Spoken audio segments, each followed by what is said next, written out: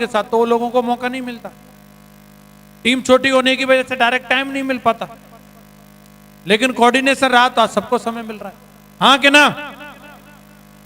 Team भावना की कमी, अकेले अकेले गोवर्धन पर्वत उठाना चाहता है, टीम को टीम नहीं समझता, अपने आप को हीरो मानता है, जो कुछ हो रहा है वो मेरी वजह से हो रहा है। और जिस व्यक्ति के अंदर ऐसा भाव होता है उसको विराट कोहली की तरह टीम से बाहर कर दिया जाता है।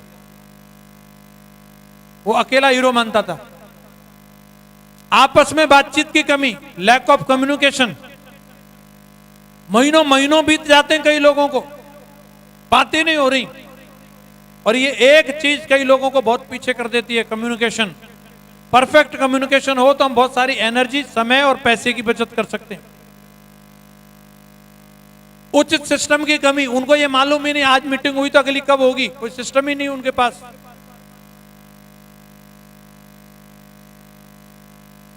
कहो तो लगातार मीटिंग हो रही है, नहीं हो रही तो 6-6 महीने तक नहीं हो रही, साल भर तक नहीं हो रही, सिस्टम ही नहीं है। और कोई मार्गदर्शन, लैक ऑफ मेंटरशिप, कोई गुरु नहीं है उनका, कोई आदर्श नहीं है जिसे पूछ के वो कुछ करें। और जब ये कमी रहती है तब एक लीडर टूटता है। और मुझे लग रहा है कि आप लोग इन कमियों को दूर करोगे और हमेशा की तरह एक दमदार चैंपियन बन के निकलोगे। दूर कर सकते हैं इन कमियों को सारे। आप लोगों ने सफलता और असफलता के बारे में कुछ चीजें सुनी होंगी। सफलता की बहुत सारी कहानियां आपने सुनी होंगी, लेकिन आपने कभी असफलता की कहानी नहीं सुनी होगी। सही कह रहा हूं मैं? क्या दुनिया में लोग असफल नहीं होते? 2-3 ही लोग बोल रहे हैं, होते हैं या नहीं होते? सफलता की कहानी सुनी है तो असफलता की कहानी क्यों नहीं सुनी? हाँ, वो बताना पसंद नहीं करते कि मैं असफल हुआ क्यों। आदमी असफल होने के बाद जिम्मेदारी नहीं लेना चाहता। अगर उससे कोई जबरदस्ती पूछे भी कि तेरा ये हाल क्यों है, तो वो क्या बोलेगा? मेरे माँ बाप या मेरे शिक्षक, स्थिति, ग्रह, नक्षत्र, भाग्य, कुंडली, इनको दोष देगा। कभी भी खुद से जिम्मेदारी नहीं लेता व्यक्ति कि मेरी कोई कमी है। और यही वजह है कि हम पीछे रह जाते हैं। जीवन में दोनों ही चीज आने वाली है। जब आप जाओगे, हमेशा रोड सीधी नहीं मिलेगी आपको, कहीं ब्रेकर भी मिलेंगे, कहीं खड्डे भी मिलेंगे, कहीं भैंस भी आ सकती है, कहीं गाय भी आ सकती है। कभी आपकी गाड़ी टॉप गियर में भी रहेगी, कहीं आपको न्यूट्रल भी लगाना पड़ सकता है। सफलता और असफलता दोनों चीजों से मुकाबला करके आपको आगे जीवन में बढ़ना है। कभी भी एक चीज नहीं मिलती। सफलता आती है तो सब उसको एंजॉय करना जानते हैं, मुझे उसको बताने की जरूरत नहीं है कि दाम आएंगे तो कांका ठिकाने लगाने, मेरे से बेहतरीन जानकार यहाँ पे बैठे हैं। लेकिन मैं एक बात आपको बताता हूं, जब जीवन में असफलता आए तो क्या करें, जो कई लोग उसके साथ में प्रॉपर हैंडल नहीं कर पाते और इसी वजह से पीछे रह जाते हैं। जीवन में अगर असफलता आए तो आप 5 काम कर सकते हैं। असफलता आनी है, ये तय है, इसको हम रोक नहीं सकते, किसी के भी जीवन में आ सकती है। काम तो ये, असफलता जब भी आए तो उसका स्वैग से स्वागत करो, क्योंकि जो चीज असफलता से सीखी जा सकती है, आपके हार्ड टाइम में जो चीज आपको सीखने के लिए मिलती है वो अच्छे समय में कभी नहीं मिलती। मेरी आंखें जो खुली ऐसी से ऐसी जब हुई, वो तब हुई जब मेरा बुरा वक्त चल रहा था, जब मेरी जेब में 5-5 रुपए के लिए भी मैं मोहताज था ना, तब मैंने लोगों के असली चेहरे देखे कि अपना कौन है और पराया कौन है। वो वक्त अगर मेरे जीवन में नहीं आया होता, न कभी मैं पैसे का महत्व समझता, न कभी मैं रिश्तों का महत्व समझता।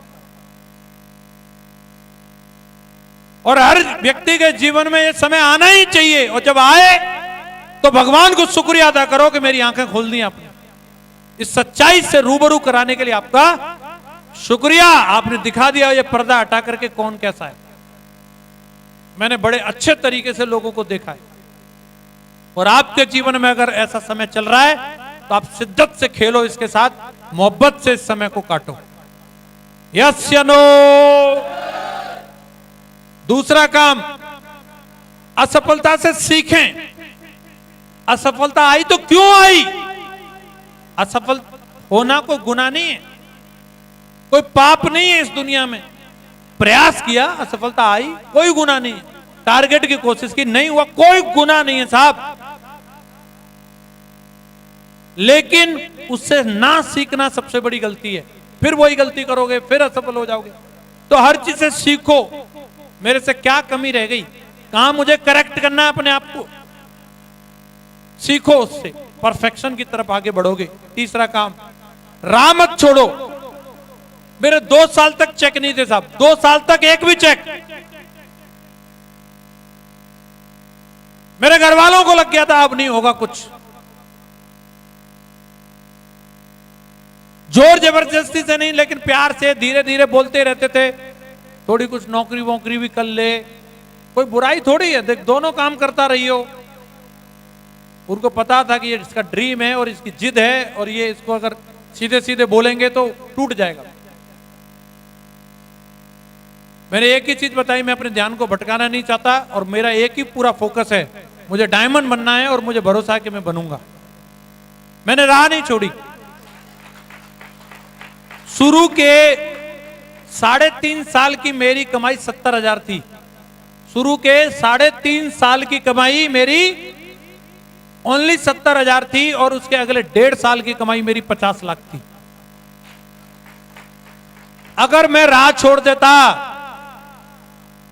तो क्या यहां होता? सलाहगीर आएंगे, मैं मान जाता उनकी, तो क्या यहां होता?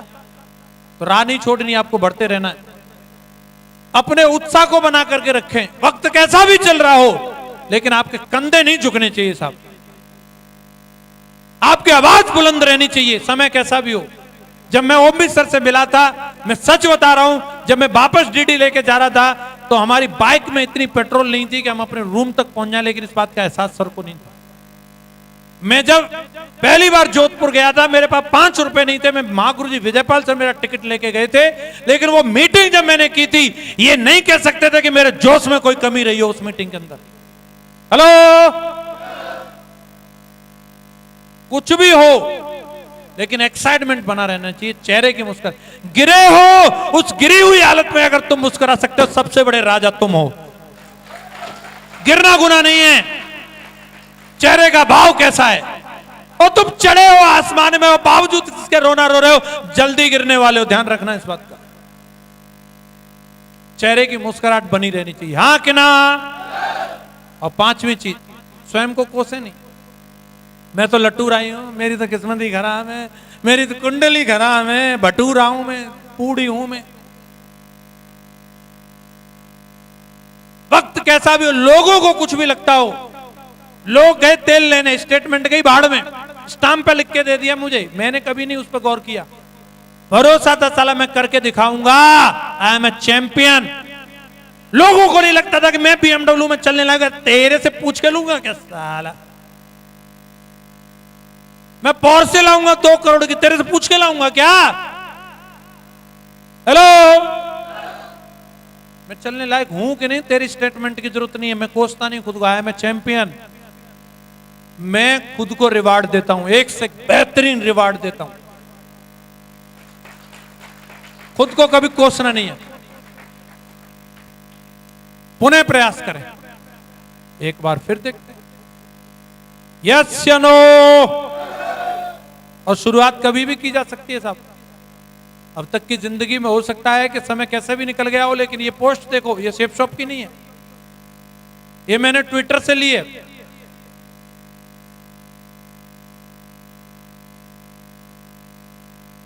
ये गुजरात के भरूच जिले के कलेक्टर साहब हैं तुषार सुमेरा जी, और इन्होंने अपनी ट्विटर पर 10वीं की मार्कशीट शेयर की, और उन्होंने बताया कि 10वीं में उन्हें सिर्फ पासिंग मार्क्स आए थे। 100 में से उन्हें अंग्रेजी में 35, गणित में 36 और विज्ञान में 38 नंबर। न सिर्फ पूरे गांव ने बल्कि उस स्कूल ने भी यह बोल दिया था कि यह बंदा अपने जीवन में कुछ नहीं कर सकता।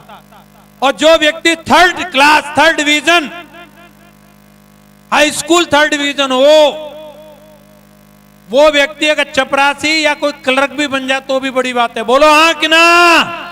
अरे साहब, वो आपकी स्टेटमेंट है, अगले बंदे ने कलेक्टर बन के दिखा दिया, कलेक्टर।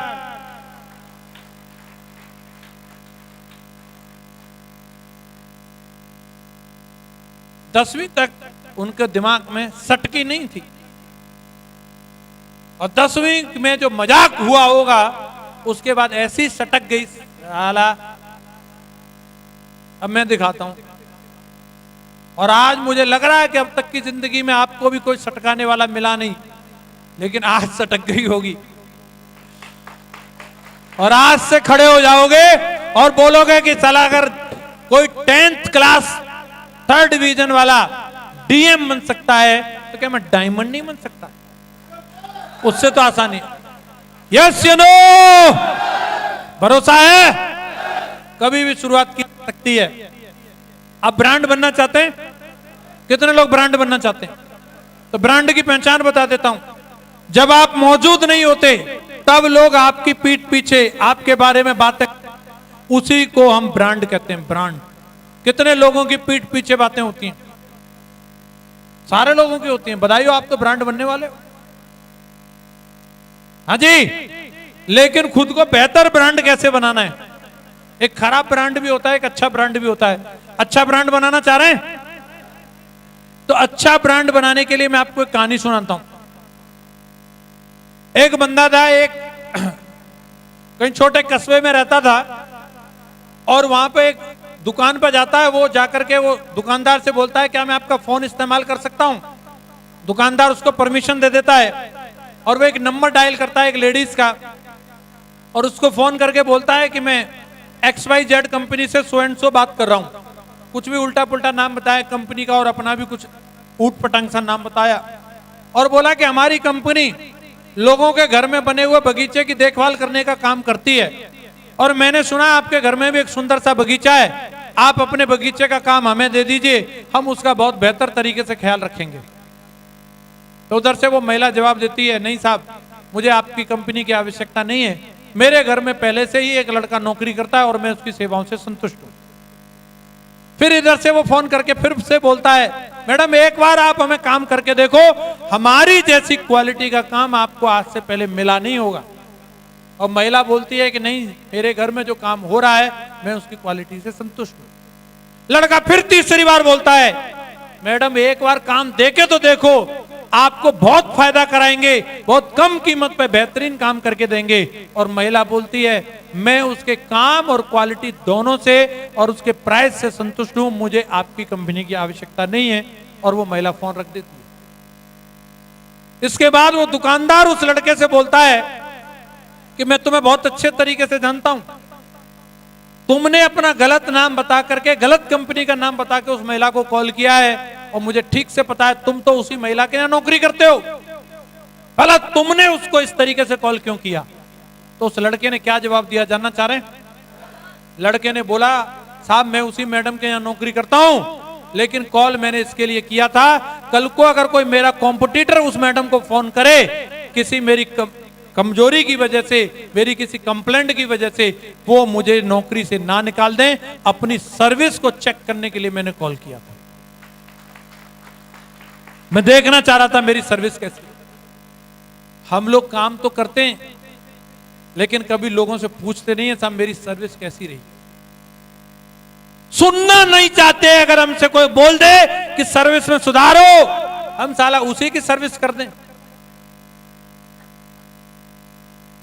तुम हमें क्या समझा रहे हो? और यही वजह है कि हम पीछे रहते हैं और हमारा ब्रांड खराब होता है।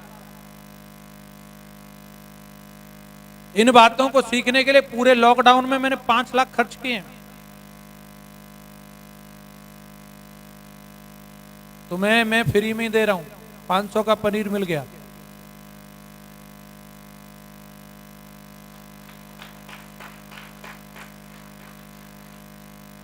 ये पूछने के लिए 2.5 कुंटल का दिल चाहिए कि मेरी सर्विस कैसी थी।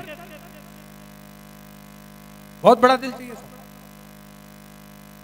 हम सिर्फ फॉर्मेलिटी पूरी करते, काम हो गया बस, सिर्फ काम खाना पूरी हो जाए बस। दाम लाओ दाम, वो पूरे एकदम खरे चाहिए, एकदम करकरे वाले। सफलता का सीक्रेट है जितना पाते हो उससे ज्यादा दो। आप कभी भी निठल्ले नहीं रहोगे, आप पे कभी काम की कमी नहीं रहेगी। समस्या क्या है कि जितना पाते हैं उसमें एक दो चीज कमी कर देते, रहने दे कोई दिक्कत नहीं है, रायता खत्म हो गया, पी गए तुम्हारे लोग, हम क्या करें।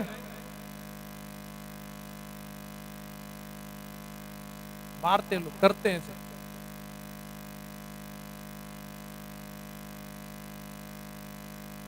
ब्रांड बनने के लिए जरूरी है आप जाकर के पूछो, और सबसे ज्यादा आप अपने अपलाइन से पूछो मेरी सर्विस कैसी है गुरुजी, मुझे करेक्ट करो। और दिल से पूछोगे और एक बात बोल के पूछोगे जो मां गुरुजी ने डायमंडशिप में बताई थी, अपनी बुरा मानने वाली मशीन को खराब करके पता चले कि उन्होंने बता दिया और तुम्हारा मुंह ही बदल गया और तुम गुरुजी के ऊपर ही लठ लेकर चढ़ पड़े। तो कई गुरुजी भी मेरे जैसे दुबले पतले इसलिए खतरा मोल नहीं रहते, नहीं भैया तेरी सर्विस सही है, तू जैसे सही चल रहा है सही है, क्यों खामखा लफड़ा मोल लिया जाए। तो ये कंफर्म करना पड़ेगा, ये एश्योर्ड करना पड़ेगा। बोलो गुरुजी आज मैं ऑपरेशन करवाने के मूड में हूं, यस या नो। अब बात करते हैं बेहतरीन और दमदार काम करने के लिए हम क्या कर सकते हैं। अगर आप सच में दमदार और बेहतरीन काम करना चाहते हैं तो आपको एक सीक्रेट बता रहा हूं। काम होने के लिए अपने आनंद का पीछा करो। आनंद किसी व्यक्ति का नाम नहीं है, आनंद का मतलब मजा आना चाहिए। जो भी करते हो उसमें आपको मजा आना चाहिए, मजे लेके करो उसको, आप कामयाब हो जाएंगे। इसके आप इसको और डिटेल में समझो, या तो जो काम जो मिला है उसमें आनंद लो, और अगर उसमें आनंद नहीं आ रहा, ये भी कोई काम है, तो जिसमें आनंद आता है वो करना शुरू करो। समझ आ रहा है कि नहीं आ रहा? समझ आ रहा है आपको? एक टर्म एंड कंडीशन अप्लाई है कि आनंद ऐसी चीज में आना चाहिए कि जिसके लोग आपको पैसे दें। ये ध्यान रखना है, सफलता में रोकड़ा मिलना जरूरी है, खाली आनंद से काम नहीं चलेगा। पता चले सर मुझे सिंगिंग में बहुत आनंद आता है और इतना बेसुराग आता है कि साला उसके ऊपर पेनल्टी लगा दी जाए, तो बोलेगा मैं तो आनंद का पीछा कर रहे हैं, वो तो ठीक है, लेकिन काम ऐसा होना चाहिए कि जिसके, और कोई महिला बोलती है कि मेरे को नाचने में बहुत मजा आता है, लेकिन तेरा ठुमका ऐसा हो कि लोग दाम दें। ऐसे नहीं कि बोले ओए उतारो इसको, कहां से आ गई है। और मैं आपको ये बता दूं, संसार में हर काम के अंदर संभावना है, हर काम में, कि आप उसमें सर्वश्रेष्ठ कर सकते हैं। ऐसा नहीं है कि जो काम टाटा को मिला उसी से सफलता आती है, बाकी की कोई काम में सफलता ही नहीं है। मैं आपको दिखाता हूं, सबसे पहले फोटो तो मैंने साहब की लगाई है, लेकिन ऐसा नहीं है कि यही अपनी जिंदगी को लेकर खुश हैं। अगले आदमी को देखोगे तो इनका काम अलग ही है, इनका वो वाला काम नहीं है जो टाटा साहब का है, लेकिन इन्होंने, इनका जो है, आप चाहे अपनी भाषा में इन्हें कुछ भी कहो, लेकिन इन्होंने अपने उसी वाले काम को इतनी शिद्दत से किया है कि आज उसी से ये ब्रांड बने हुए हैं और पूरी जिंदगी में एक सफल और कामयाब है। बोलो हाँ कि ना? इनसे अगले पे जाएंगे तो इनका और डिफरेंस है, अलग ही काम है, इनके काम में दोनों बहुत अंतर है। लेकिन ये नहीं कह रहे कि साहब मेरे को ये क्यों नहीं मिला बच्चन साहब वाला, ये अपना कर रहे हैं, ये अपने से खुश है और सफल और कामयाब है। हाँ कि ना? और तीनों को जो मिला है, ये चौथे वाला इनसे भी अलग है। हो सकता है कईयों की जनरल नॉलेज के लिए पता भी ना हो ये कौन है। Very good. और कईयों को इनका काम भी ना मालूम हो और उन्हें लगता हो ये भी कोई काम है। हाँ ये भी काम है, भाला फेंकना। अच्छा, इससे क्या होता है? इससे मेडल आते हैं, गोल्ड मेडल लिया और अभी सिल्वर मेडल लेकर के आए। ब्रांड है, ब्रांड। अगले का तो नाम ही आनंद है। इनका मैच देखोगे तो हो सकता है आपको नींद आ जाए, जैसे मेरी मीटिंग में आ रही है कईयों को,